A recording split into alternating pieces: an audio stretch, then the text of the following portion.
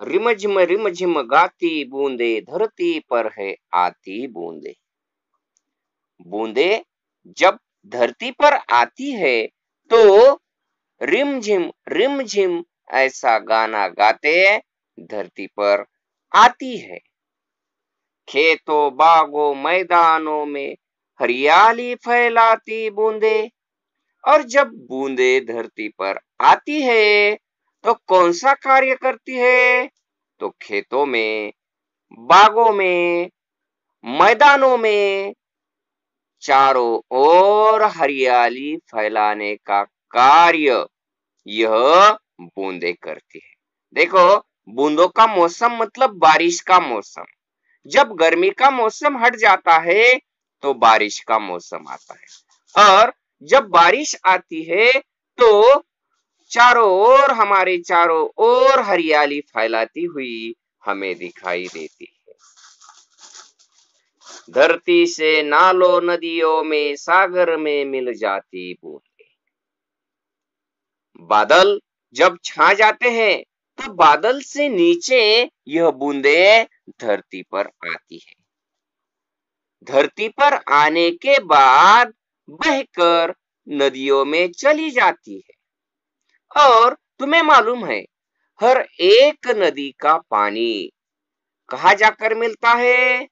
सागर में।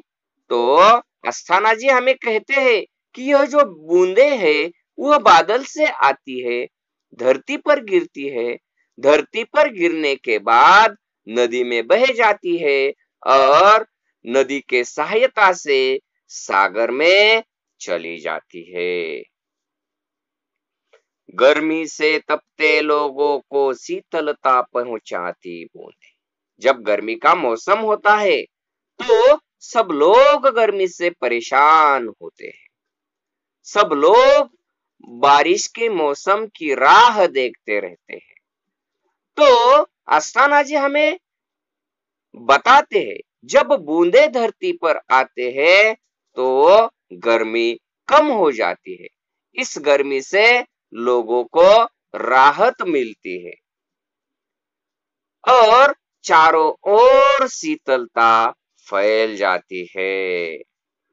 मेंढक मोर पपीहे कोयल सबका मन हर्षाती बूंदे।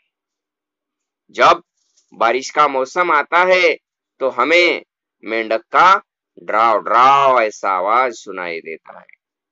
साथ ही साथ मोर अपने हर्ष उल्लास के साथ जब बारिश आती है तो पंख फैलकर नाचने लगता है। पपीहा हो, कोयल हो, सब बारिश आने के बाद खुशी में झूमते हैं और अपने ही आवाज में गाने गाकर या झूमकर सब का मन हर्ष उल्लास से भरने का कार्य यह बूंदे करती है। मतलब कि मेंढक, मोर, पपीहे, कोयल, आदमी सब के सब बारिश आने के बाद खुश हो जाते हैं। पुरवाई के रथ पर चढ़कर इटराती मुस्काती बूंदे। आखिरी में अस्थाना जी ने हमें कहा है कि यह जो बूंदे है वह रथ पर चढ़कर इठलाती मुस्काती है। इस तरह से बूंदों के बारे में हमें जानकारी देने का कार्य रोहिताश व अस्थाना जी ने किया है। तो इस कविता को तुम तुम्हारे सुर में गाकर अपने ग्रुप पर भेज दो।